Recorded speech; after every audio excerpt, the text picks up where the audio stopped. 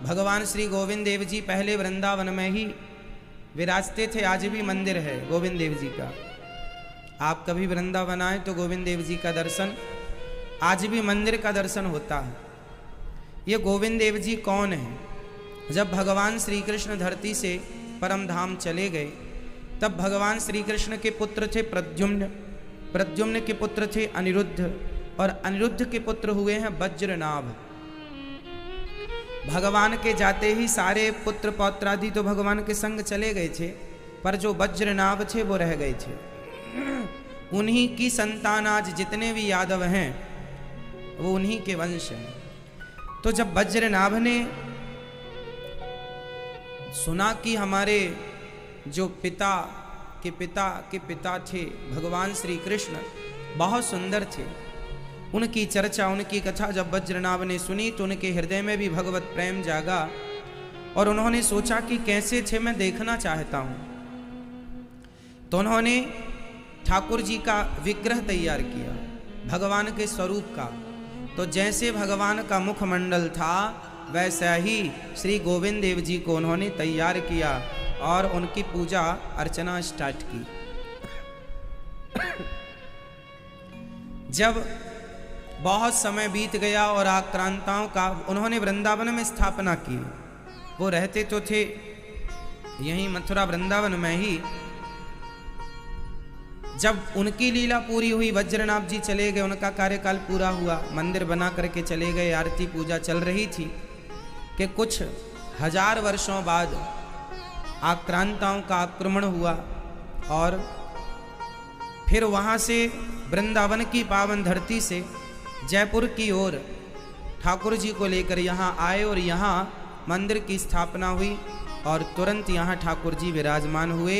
तब से लेकर आज तक गोविंद देव जी वृंदावन से आकर जयपुर ही विराजते हैं और यहाँ के भक्तों को कृतार्थ करते हैं। इसलिए यहाँ के राजा गोविंद देव जी हैं।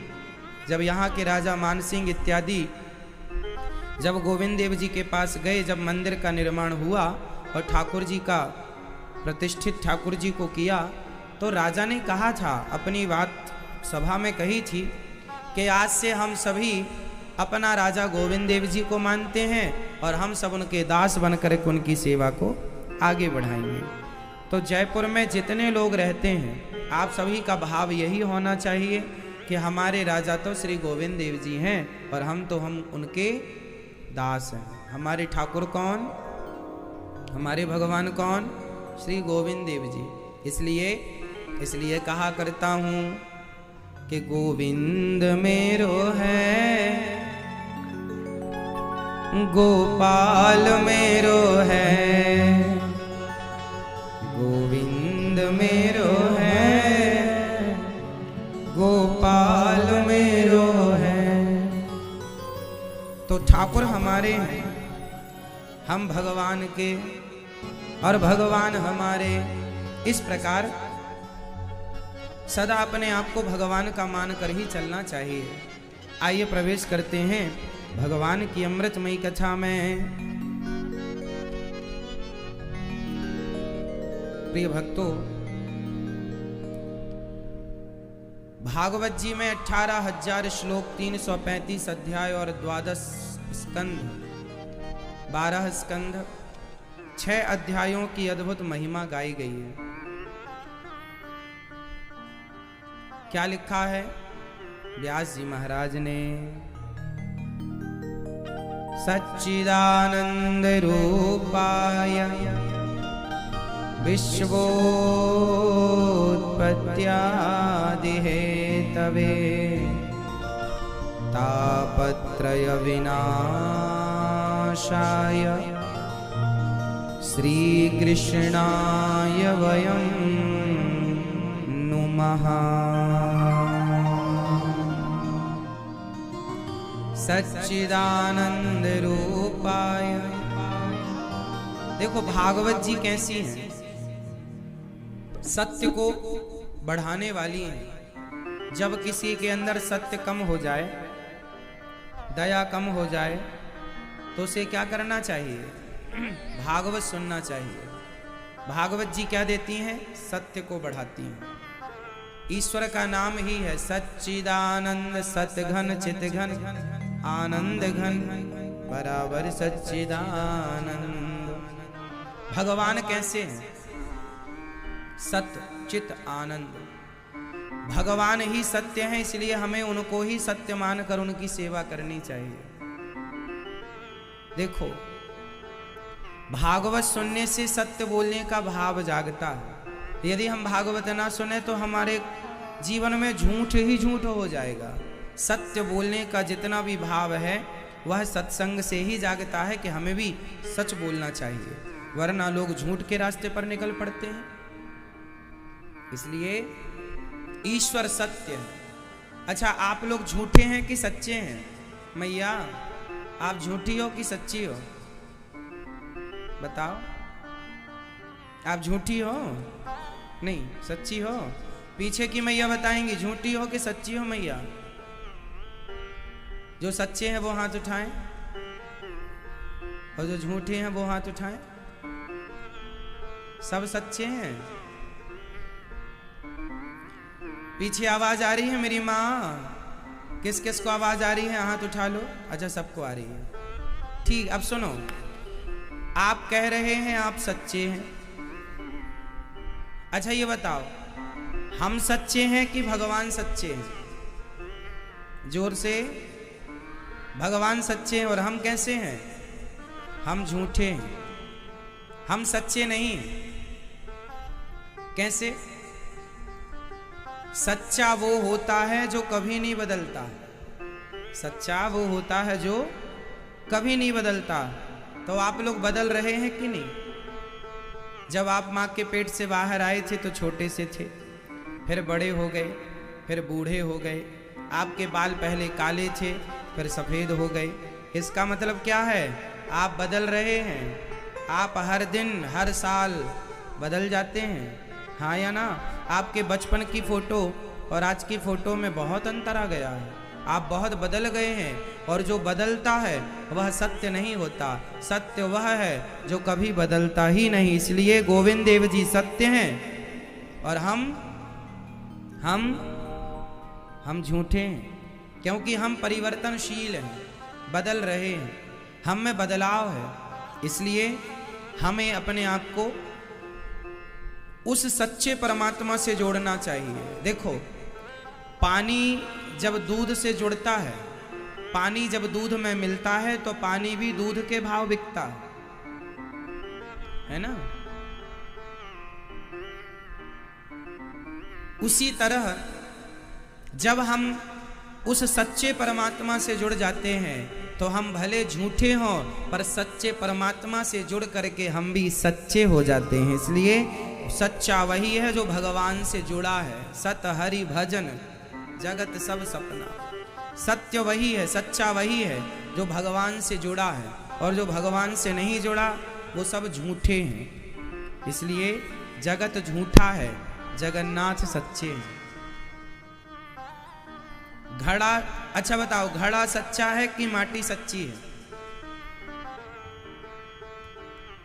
घड़ा सच्चा है कि माटी सच्ची है? फटाफट बताना, और प्रपंच कोई नहीं करेगा। मैया ध्यान दो मेरी माँ, बताओ, घड़ा सच्चा है कि माटी सच्ची है? जोर से। माटी। घड़ा सच्चा नहीं है, क्योंकि घड़ा तो आज है, कल टूट जाएगा। पर माटी तो तब भी है जब घड़ा नहीं था। माटी तब भी है जब घड़ा है, और माटी तब भी रहेगी जब घड़ा नहीं रहेगा। तो माटी सच्ची है, घड़ा सच्चा नहीं है। तो माटी है श्री कृष्ण और घड़े हैं हम सब। हम तो बनते बिगड़ते रहेंगे, भगवान तो जस के तस हैं। इसलिए वह सत्य हैं, हम झूठे हैं। उमा कहूँ मैं अनुभव अपना, सत हरि भजन जगत सब सपना। तो भगवान परम सत्य है, इसलिए उन्हें सत्य स्वरूप जान के उन्हें बारंबार नमस्कार करते हैं। ईश्वर चित स्वरूप है। अच्छा, आप लोग बताइए, भगवान रहते कहाँ हैं? कहाँ रहते हैं भगवान? मैया बता दो फटाफट भगवान कहाँ रहते हैं? जिसको पता है। कहाँ? दिल में। आप बताओ भैया, दादाजी कहाँ रहते हैं भगवान? कहाँ? यहाँ दिल में। पीछे वाली मैया बताएंगी भगवान कहाँ रहते हैं? दिल में। यहाँ रहते हैं। तो फिर एक्सरा करा लेते हैं कल सबका। अब एक्सरे मशीन भी अब साथ में लेके चला करेंगे। जिसने कहा कि भगवान दिल में रहते हैं तुरंत करा के देख लिया, बता कहाँ। भगवान दिल में रहते हैं तो एक्सरा कराने पर आएंगे कि नहीं? बोलो हाँ या ना, जोर से। आएंगे कि नहीं? नहीं। देखो, भगवान दिल में नहीं रहते तो भगवान मंदिर में रहते होंगे ना? भगवान मंदिर में भी नहीं रहते। तो भगवान कण कण में रहते हैं ना?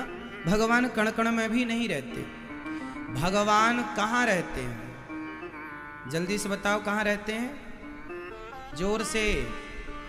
विश्वास में। यदि विश्वास है आपके भीतर, यदि विश्वास है तो भगवान दिल में है, विश्वास है तो मंदिर में है, विश्वास है तो कण कण में है, और विश्वास ही नहीं तो फिर भगवान कहीं नहीं है। इसलिए भगवान उनके लिए दिल में है, उनके लिए मंदिर में है जिनके अंदर विश्वास। इसलिए पहला मंत्र जाप मम दृढ़ विश्वास। पहली आवश्यकता है विश्वास की। साधक के अंदर क्या होना चाहिए? भक्त के अंदर पहला क्या होना चाहिए? विश्वास। इसलिए आपके अंदर पहले क्या होना चाहिए मेरी माँ? विश्वास। तो आप में से किस किस के अंदर भगवान के लिए विश्वास है? अच्छा है। प्रहलाद को विश्वास था, तो प्रहलाद को विश्वास दिलाने के लिए भगवान को कहां से आना पड़ा? बता दो, कहां से आना पड़ा? खंबे से। खंबा चीर के भगवान आए। क्यों आए? क्योंकि प्रहलाद जी ने कह दिया था कि भगवान यहाँ हैं। यदि नहीं आते तो फिर भक्त की वाणी गलत हो जाती, और भगवान कभी अपने भक्त के वचनों को गलत नहीं होने देते। भगवान ही भक्त की वाणी की रक्षा करते हैं। इसलिए विश्वास जरूरी है। अंगद जी लंका गए। मैया, ओ मेरी माँ सुन लो मैया। अंगद जी जब लंका गए तो लंका में अंगद जी ने अपना पांव जमा दिया था, और पांव जमा के क्या कह दिया? है रावण, यदि तुम्हारी सेना में तुम्हारा कोई भी आदमी यदि मेरे पांव को हिला दिया तो मैं सीता को हार जाऊंगा। मेघनाथ जैसे दिग्गज चला इंद्रजित अगणित जोधा, जो इंद्र को जीतने वाला मेघनाथ था, वह बंदर का पांव ना हिला सका, जबकि बंदर का पांव बहुत भारी नहीं होता। क्यों जी, आपने कभी देखा बंदर के पांव को? बंदर का पांव तो बड़ा पतला पतला होता है। क्यों जी, सही है। बंदर के पांव में कितनी दम होती है, कितना ताकतवर होता है। जमा दिया श्री अंगद जी ने। अंगद जी बंदर ही थे, जमा दिया पांव, और रावण के बड़े बड़े दिग्गज, बड़े बड़े बेटे जो इंद्र को जीतने वाले थे, वह भी पांव ना हिला सके। क्यों ना हिला सके? क्योंकि उस समय अंगद के विश्वास की रक्षा कौन कर रहा था? उस समय अंगद ने विश्वास से कहा कि मेरा पांव कोई हिला देगा तो सीता को मैं हार जाऊंगा। तो उस समय अंगद जी के विश्वास की रक्षा कौन कर रहा था? स्वयं भगवान। भगवान कहते हैं कि भक्त मुझ पर विश्वास करे तो सही, और विश्वास कर लेगा तो उसके विश्वास को मैं बचा करके रखूंगा, टूटने नहीं दूंगा। इसलिए अंगद के पांव को बड़े बड़े दिग्गज आकर हिलाने की पूरी कोशिश किए, पर क्या मजाल, किसी से हिला तक नहीं। अंत में रावण को उठना पड़ा, और जब रावण आया और पांव पकड़ा तो अंगद जी ने पांव हटा लिया, और अंगद जी ने कहा रावण पांव पकड़ना ही है तो मेरा नहीं, मेरे राम का पकड़ लो, कल्याण हो जाएगा।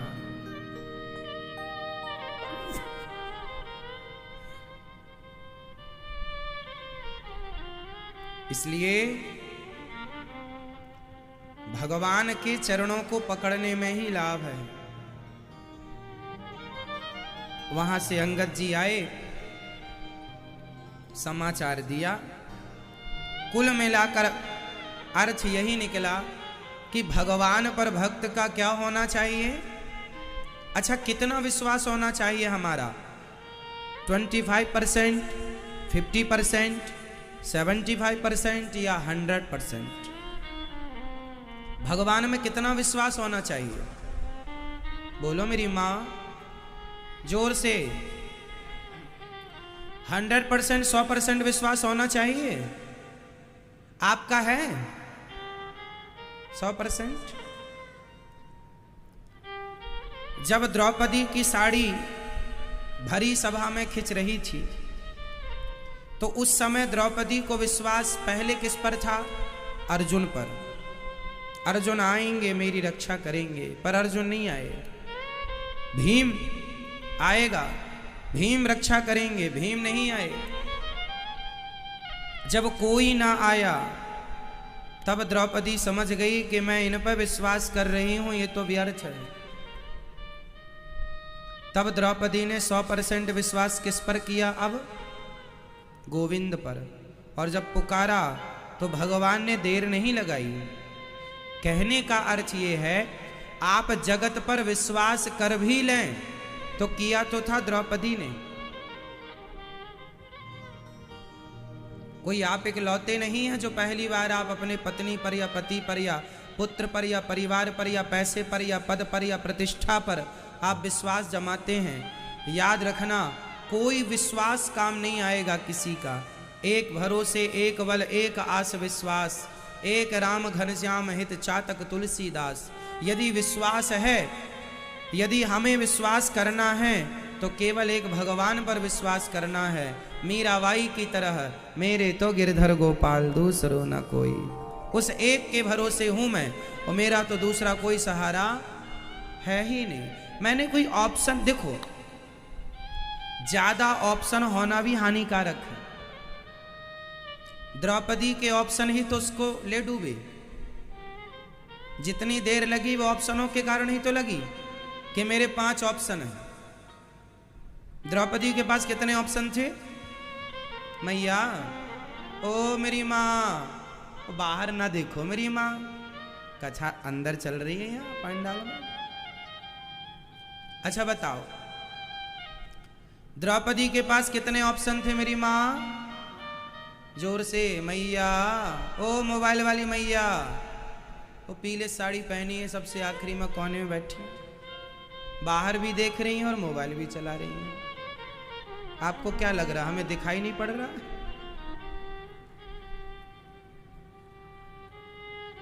बताओ, आप द्रौपदी माँ के पास कितने ऑप्शन थे? जोर से। आपके पास कितने ऑप्शन हैं? कितने? एक। बेटा ऑप्शन नहीं है। आप भी अपने पति के आश्रित हो या पुत्रों के भरोसे हो, ये दोनों ही ऑप्शन ठीक नहीं। इसलिए पति पत्नी सब होना चाहिए, बेटा बेटी सब होना चाहिए, मान बढ़ाई पैसा सब होना चाहिए, पर आसरा इनका ना हो, आसरा भगवान का हो ये सारी चीजें, ये सारी चीजें होनी चाहिए। भगवान करे आपके पास खूब सब कुछ हो, पर भरोसे भगवान के रहना है ना। द्रौपदी ने गलती क्या कर दी शुरू में कि वो भरोसे हो गई पतियों के। अर्जुन आओ, भीम आओ, कोई नहीं आया। और जब कोई नहीं आया तब अंत में किसे बुलाया? तब भगवान को दोनों हाथ खड़े करके द्रौपदी ने आवाज लगाई। तब द्रौपदी ने कहा, कहाँ जा छिपे हो प्यारे कन्हैया, यहाँ लाज मेरी लूटी जा रही है। दुशासन के हाथों तेरी द्रौपदी की सभा विच साड़ी खींची जा रही है।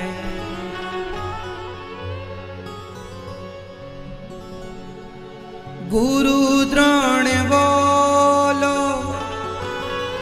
पितामह बोलो, तुमसे तुम्हारी ये बहू पूछती है। पांचों पति आज बैठे सभा में, महलों की रानी लूटी जा रही है।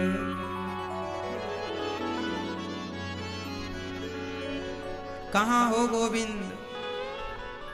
गुरुजी आप ही बचाओ। कोई नहीं बचाया, सब चुपचाप तमाशा देख रहे हैं।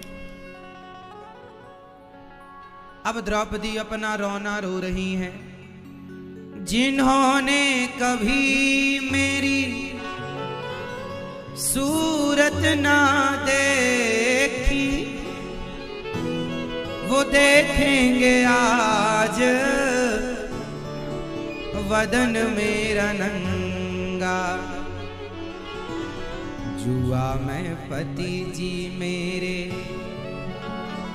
हारे हैं बाजी, ओ महलों की रानी लुटी जा रही है। कहाँ जा छिपे हो? जब कोई ना आया। अच्छा उस समय गोविंद, अच्छा द्रौपदी की साड़ी जब द्वार खिंच रही थी हस्तिनापुर में, उस समय भगवान श्री कृष्ण कहाँ थे? कहाँ थे बताओ जरा, कहाँ थे मैया? उस समय भगवान तो थे, तो भगवान कण कण में, पर उस समय जो द्रौपदी ने पुकारा वो द्वारिका वाले कृष्ण को बुलाया। हे द्वारिकाधीश, अब हस्तिनापुर कितनी दूर है द्वारिका से? है ना, लगभग 1000 किलोमीटर से कुछ कम ज्यादा हो सकता है, इतनी दूर द्वारिका। और जब द्रौपदी ने पुकारा, बहुत बुला लिया मैंने दुनिया को, बहुत बुला लिया मैंने सबको, अब गोविंद को बुलाना बाकी है। सबको बुला लिया, सबका हाल देख लिया। मैं सबका होकर, मैंने सबका होकर देख एक तेरा होना बाकी है।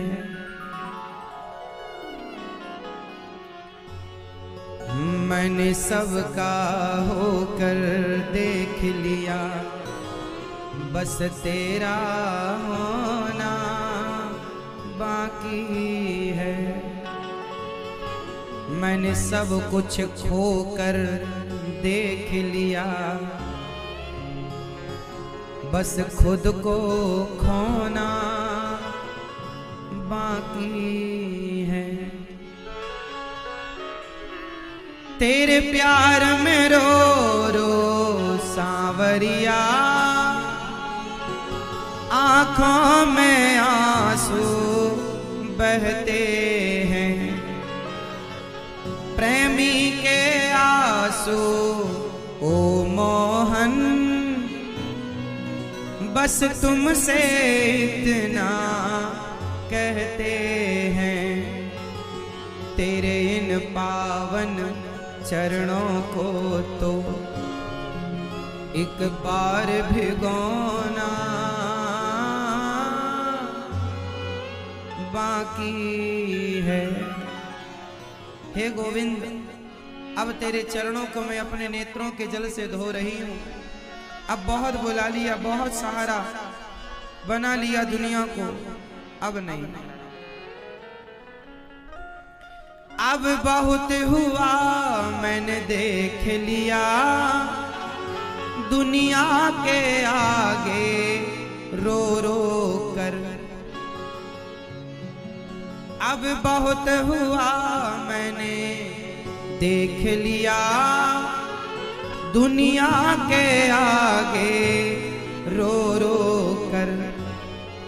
जिसको मैंने अपना समझा, उनसे ही खाई है ठोकर।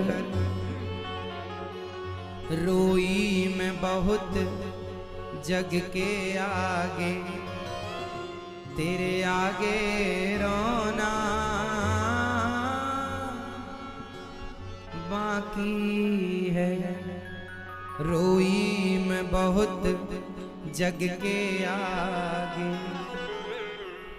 रोई मैं बहुत जग के आगे, तेरे आगे रोना बाकी है। और जब द्रौपदी ने कहा बहुत रो लिया गोविंद जगत के आगे, अब आपके आगे रोना बाकी। और जब पुकारा, उस समय द्वारिकाधीश द्वारिका में थे, माता रुक्मणी भोजन परोस रही थी। कन्हैया बोले अभी खाता हूँ, अभी खाता हूँ। मानो भगवान इंतजार कर रहे हैं कब मेरी बहन बुलाए, कब मैं जाऊं, और बहन है कि बुलाती ही नहीं। और जब रुक्मणी जी ने कहा भोजन ठंडा हो रहा है, आप भोजन करिए, रुक्मणी जी ने बिठाया, सामने थाली रखी, और जब भोजन करने बैठ ही गए, और तब द्रौपदी ने देखा कि अब कोई नहीं आ रहा, तब दोनों हाथ खड़े करके, जब दोनों हाथ खड़े करके वो पुकारा,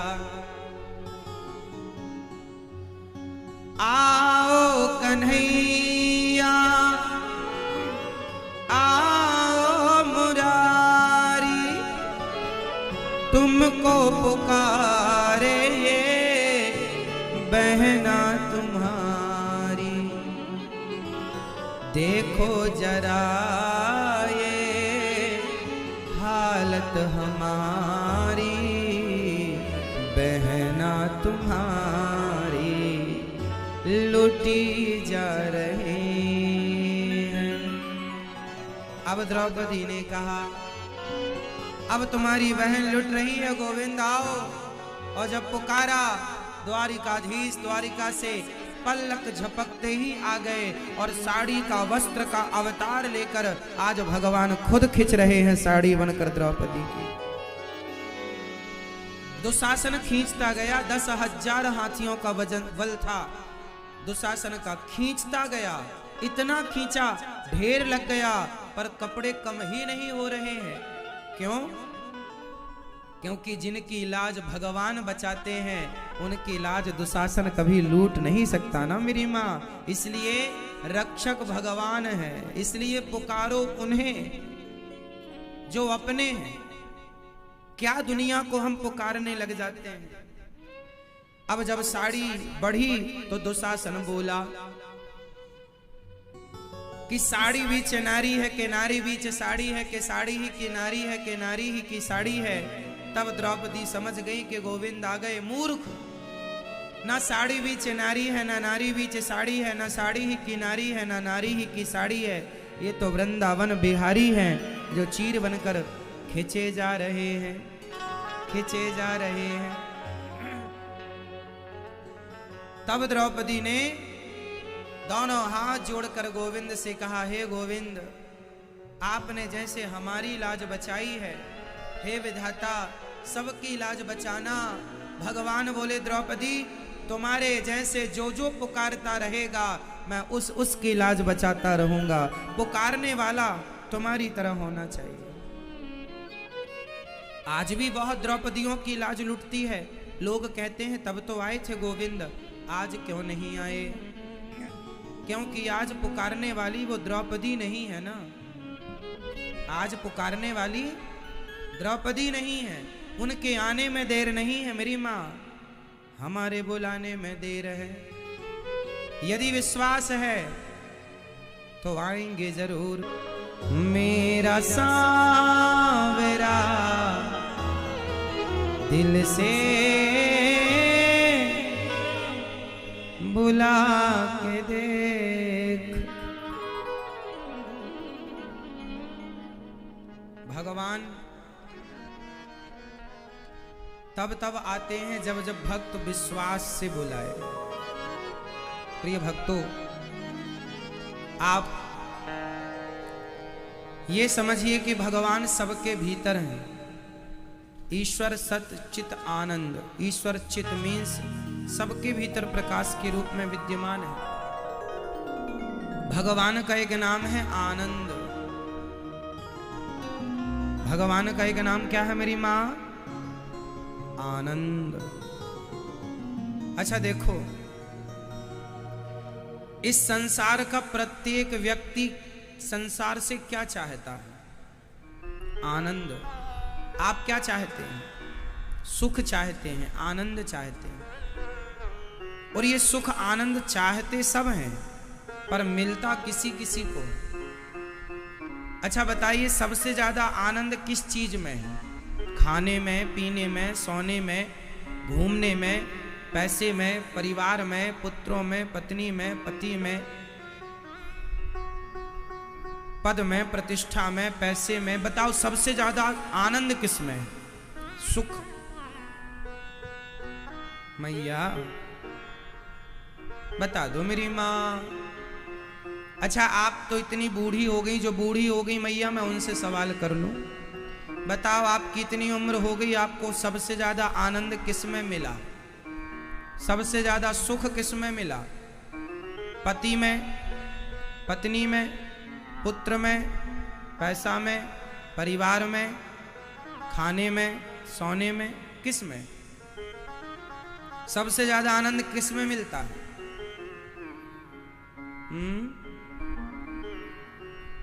भैया जी, ओ भैया सुन लो, सबसे ज्यादा आनंद किस में है? सबसे ज्यादा देखो, खाने का सुख भी थोड़ी देर का।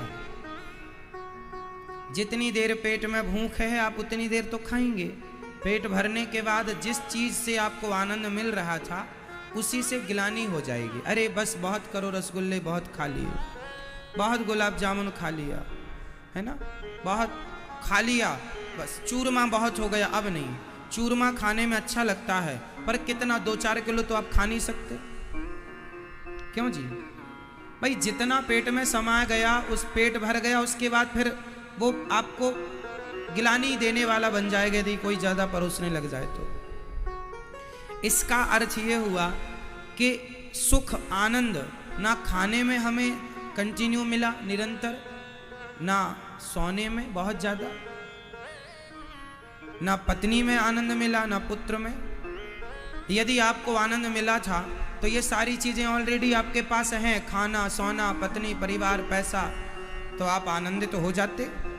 पर फिर भी आप अभी अधूरे हैं, फिर भी आप कुछ अभी और चाहते हैं। हर व्यक्ति अभी कुछ और चाहता है। पत्नी मिलने के बाद, पुत्र मिलने के बाद, पैसा मिलने के बाद भी व्यक्ति कुछ और चाहता है। शायद वो चीज अभी बाकी है। और वो चीज क्या है जो हर व्यक्ति आखिरी में चाहता है? अंतिम वस्तु क्या है? जयपुर में देखो, जितने लोग रहते हैं लगभग सबके पास पत्नी, पति, बेटा, पैसा है, लगभग सबके पास। तो बताओ, आप तो आनंदित तो हो गए होंगे, आपको तो सब मिल गया, यात्रा पूरी हो गई होगी जिंदगी की। पत्नी को पाकर यात्रा पूरी नहीं होती मेरी माँ। पुत्र को पा लेना यात्रा पूरी नहीं है। पैसा पा लेना जीवन की यात्रा पूरी नहीं है। बड़े बड़े पद को, मुकाम को हासिल कर लेना, यह भी यात्रा पूरी नहीं है। जब तक भगवान को ना प्राप्त किया जाए, जब तक अपने मन को स्थिर ना कर लिया जाए, तब तक सबकी यात्राएं अधूरी हैं। यात्रा तब पूरी मानी जाएगी जब आप अपने मन को केंद्रित करके, एकाग्र करके और उस मन को भगवान के श्री चरणों में समर्पित कर दें। इति मति रूप कल्पिता वितृष्णा भगवत सात्वतपुंगवे विभूम्नि। जैसे भीष्म पितामह ने अपने मन को, अपनी बुद्धि को निर्मल किया और उसे गोविंद के चरणों में समर्पित कर दिया। यह है जीवन का सार। इस संसार में सब भटक रहे हैं, सब भटक रहे हैं। चाहे सरपंच हो, विधायक हो, सांसद हो, मुख्यमंत्री हो, प्रधानमंत्री हो, राष्ट्रपति हो, छोटे से छोटा रिक्शे चलाने वाले से लेकर बड़े बड़े पदों पर जो हैं, सब भटक रहे हैं, सब ढूंढ रहे हैं कुछ। यहाँ सुख है, यहाँ सुख है, यहाँ सुख है, यहाँ सुख है, अब सुख मिलेगा, अब सुख मिलेगा, ये कर लेते हैं अब सुख मिल जाएगा, ये और कर लेते हैं अब सुख मिल जाएगा। कहो इन लोगों को, ये दुनिया का ये जो सुख का तुम सपना देख रहे हो, ये प्याज के छिलके की तरह है। जैसे प्याज होती है ना, एक छिलका उतारने पर लगा इसके अंदर कुछ है, और दूसरा उतारा तो छिलका ही था, तीसरा उतारा तो भी छिलका ही था। पत्ता गोभी होती है, अंदर ऐसा लगता है कुछ भरा है इसके, लेकिन पत्ते पत्ते पत्ते पत्ते पत्ते पत्ते के अतिरिक्त उसमें शुरू से अंत तक क्या है? सिर्फ पत्ता। प्याज में शुरू से अंत तक केवल छिलका। उसी प्रकार ये संसार भी ऐसे ही है, शुरू से अंत तक केवल केवल केवल भाग, भागम भाग, केवल दुख, केवल सुख का इंतजार। पर सुख कहाँ है? अरे जो सुख यथार्थ में है उसकी तरफ कोई जाता ही नहीं।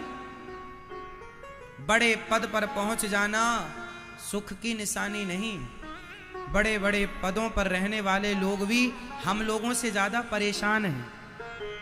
बोलो हाँ या ना? क्यों जी? सही है। रिक्शे वाले से ज्यादा परेशान करोड़पति आदमी। क्यों? वो रिक्शे वाला दिन भर 200-500 कमाता है, बढ़िया सो जाता है, जो खाता है पच जाता है, पेड़ की छांव घास की झोपड़ी में भी उसे बेहतर नींद आती है। पर बड़े बड़े लोगों को बिना नींद की गोली खाए नींद ही नहीं आती। इसका अर्थ है कि आपने सब कुछ पा करके भी अभी कुछ बाकी है, शेष है। वो शेष क्या है? वो शेष है मन का अनकंट्रोल होना।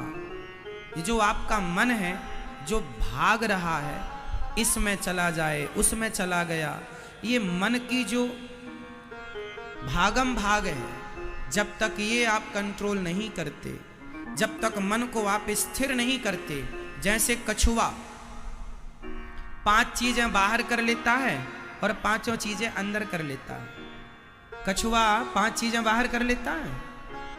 क्या क्या बाहर कर लेता है?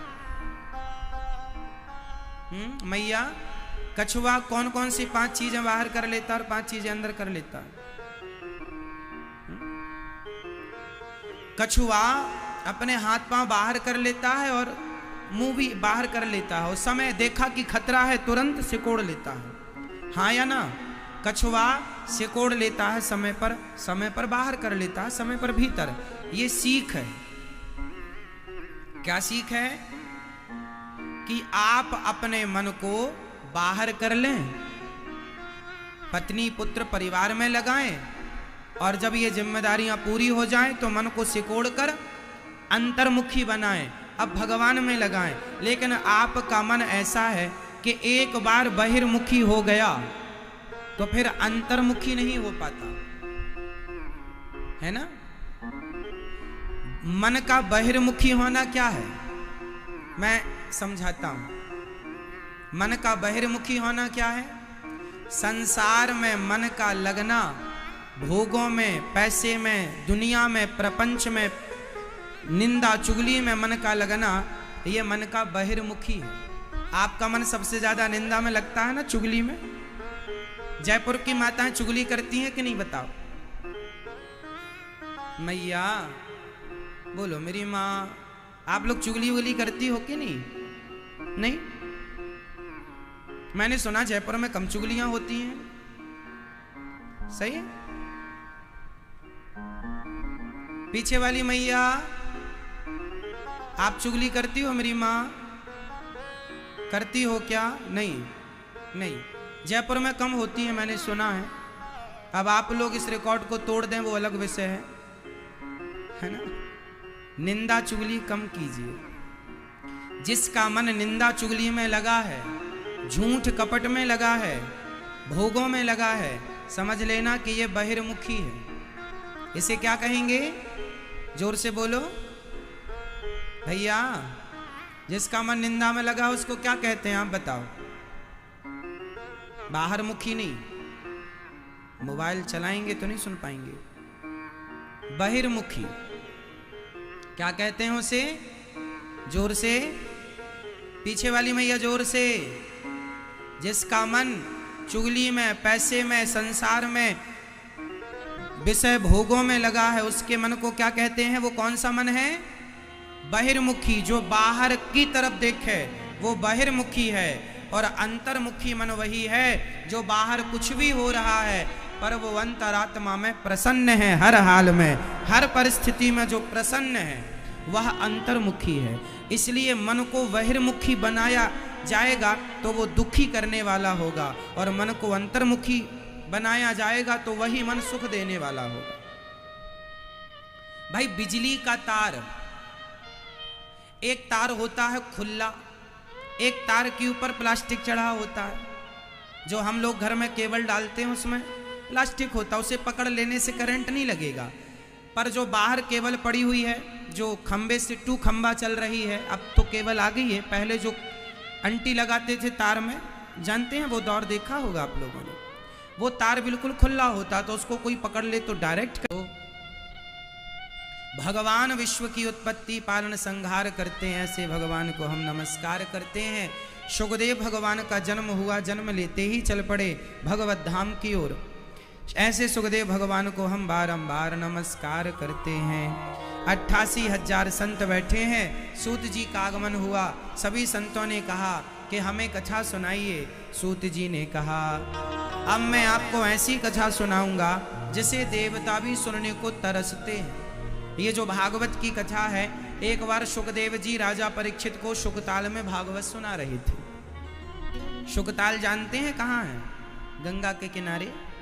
शुकताल में बैठ करके शुकदेव भगवान राजा परीक्षित को भागवत सुना रहे थे। राजा परीक्षित जी को आप लोग जानते हैं? राजा परीक्षित को 7 दिन में मरने का शाप लगा हुआ था। आपको पता है राजा परीक्षित को कितने दिन में मरने का शाप लगा था? किसने दिया था शाप? श्रृंगी ऋषि ने। क्यों दिया था? क्योंकि उन्होंने संत का अपमान कर दिया था।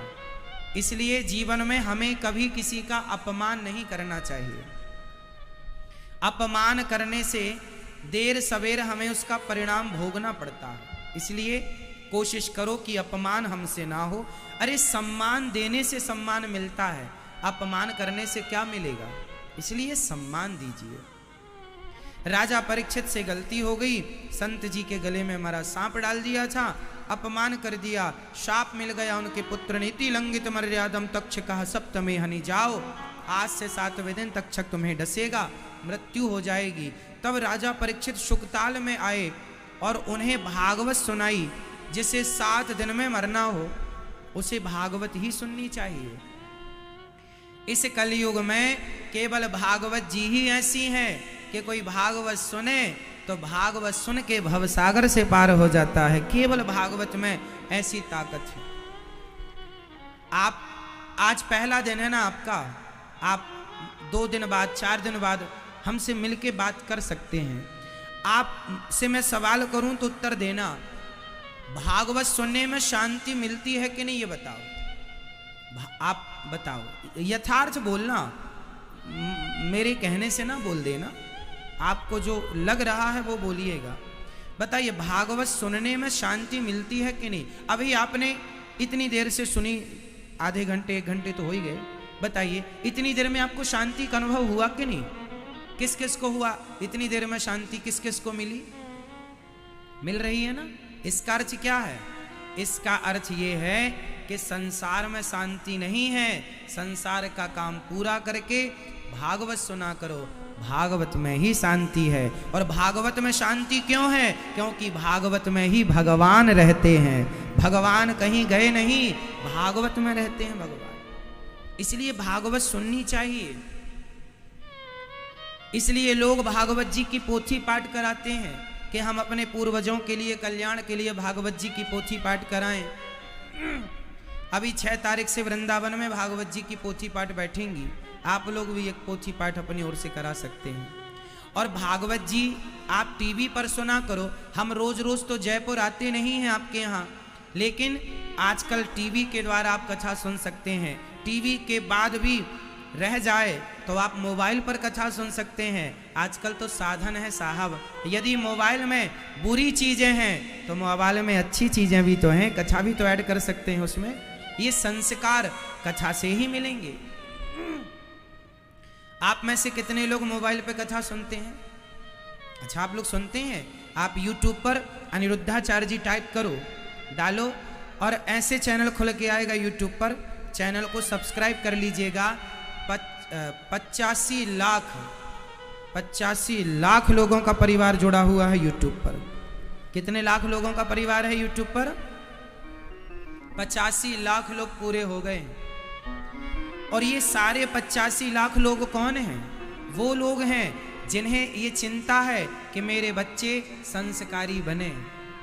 जो आज के युग में माँ बाप आप अपने बच्चों को संस्कार दे पाए तो अच्छी बात है, वरना कथा सुनवाइए। 7 दिन में गृहस्थ जीवन से जुड़ी हर चीज 7 दिन में हर क्षेत्र का ज्ञान प्राप्त हो जाता है आपके बच्चों को।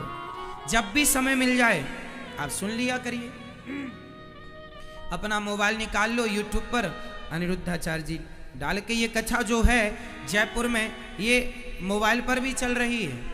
आप शेयर कर दें अपने दोस्तों को, ताकि उनको भी पता लगे कि वो आ ना पाए तो घर बैठे ही सुने। फेसबुक व्हाट्सएप में लिंक को आप शेयर कर सकते हैं। तो ये एक धर्म के प्रचार में भी मोबाइल सहायक हो सकता है। बोलो हाँ या ना? हो सकता है। तो हमें हर चीज का सदुपयोग करना चाहिए। राजा परीक्षित को शुकदेव भगवान ने भागवत सुनाई तो वहां पर देवता आए और देवताओं ने राजा शुकदेव भगवान को प्रणाम किया और प्रणाम करके कहा हमें भागवत सुनाइए। तब शुकदेव भगवान ने कहा क्वा सुधा क्व कथा लोके क्व कांचः क्व मणिर्महान् ब्रह्मरातो विचार्यैवं तदा देवांजहास।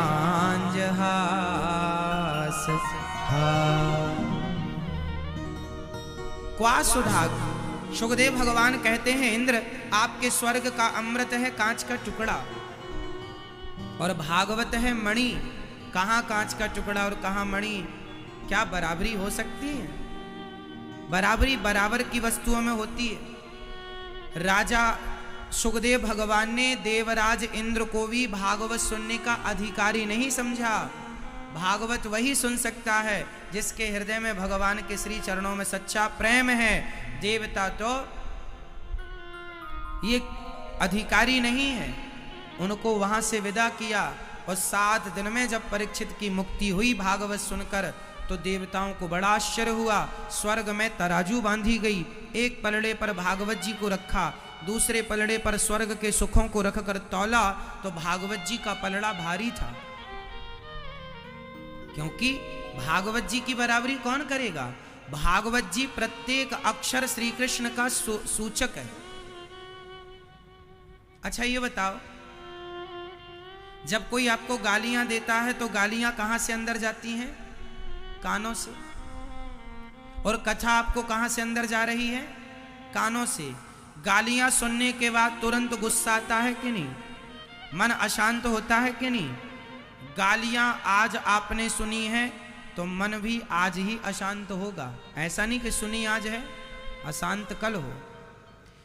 गालियां मन को अशांत करती हैं, जबकि कथा मन को शांत कर देती है। कथा भी कानों से प्रवेश करती है और गालियां भी कानों से प्रवेश करती हैं। इसलिए कथा मात्रैक जीवन। इसलिए अधिक से अधिक कथा सुनने का अभ्यास बनाओ। जो कथा सुनता है उसी की व्यथा मिटती। कथा सुनेंगे व्यथा मिटेगी। कथा नहीं सुनेंगे व्यथा नहीं मिटेगी। हाँ क्या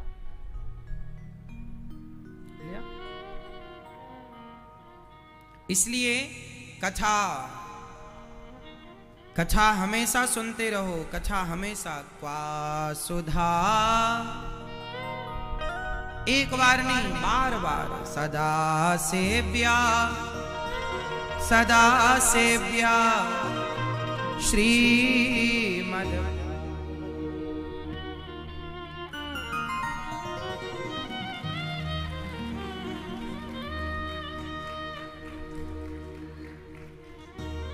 भागवत कितनी बार सुने? सदा। कब कब सुने? सदा सेव्या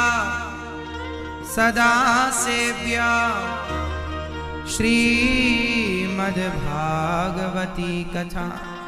एक बार नहीं, दो बार नहीं, बार बार सुनो।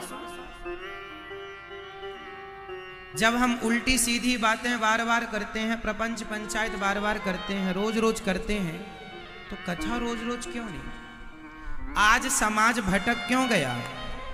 क्योंकि कथा से टूट गया, छूट गया, संस्कारों से छूट गया। पहले का आदमी बड़ा धर्म को लेकर के जागरूक था, आज का आदमी धर्म को लेकर के जागरूक नहीं।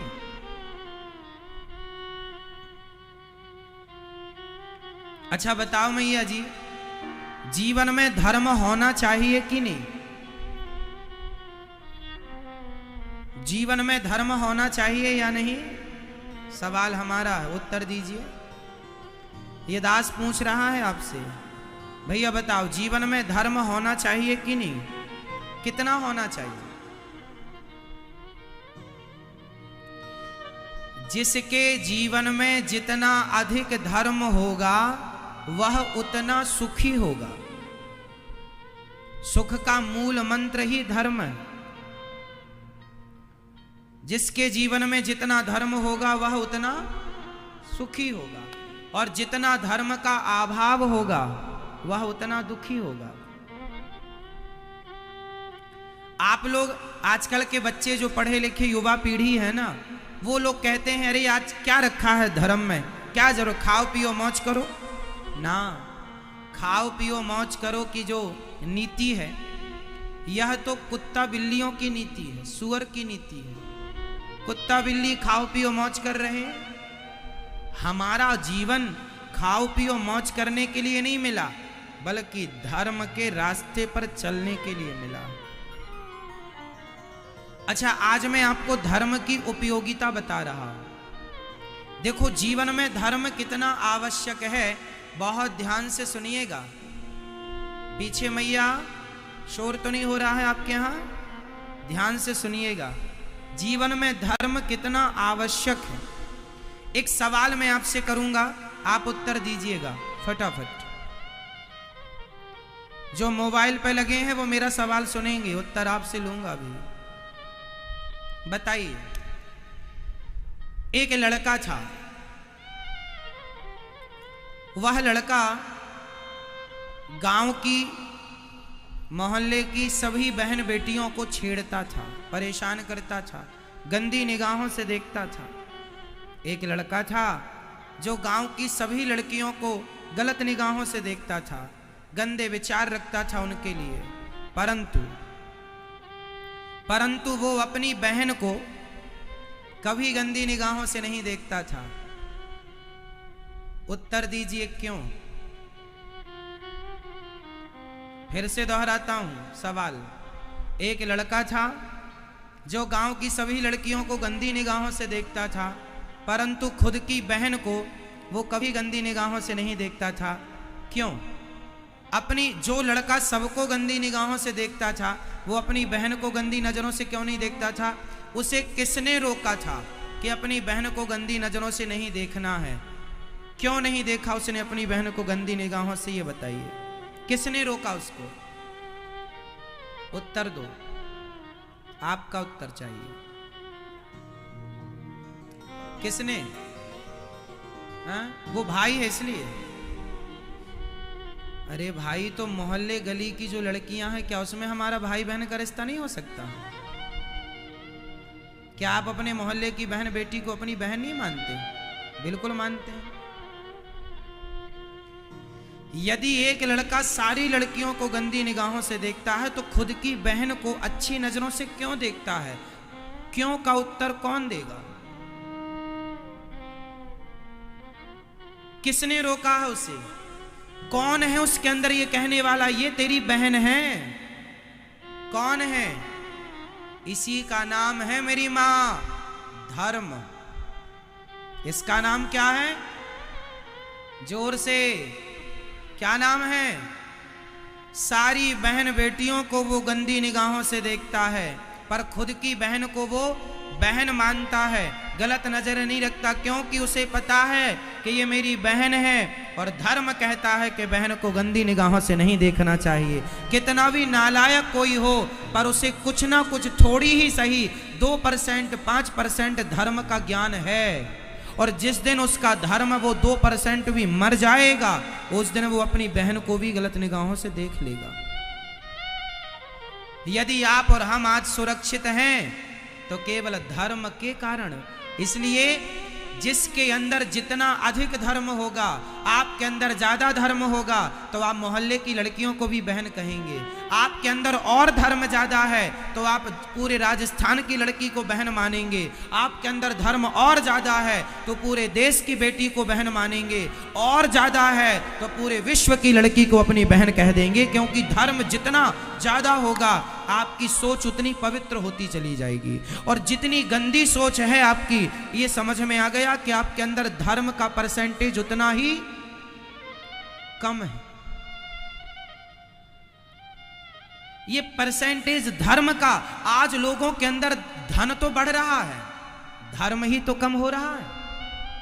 अरे धर्म भी बढ़ता तो आज की स्थिति क्या होती? आज बहन बेटियां सुरक्षित नहीं हैं। क्यों नहीं है? कौन है इसका जिम्मेदार? आज इंसान इंसान से नफरत, औरों की तो छोड़ दो भाई, आप जिस दोस्त के संग अच्छा करते हैं ना, जिसको आप पैसा दे करके समृद्धवान बनाते हैं, वह भी आपके छाती में खंजर मारने को तैयार होता है। आज के कुछ लोग ऐसे हैं समाज में। बोलो हाँ या ना? हाँ या ना? क्यों?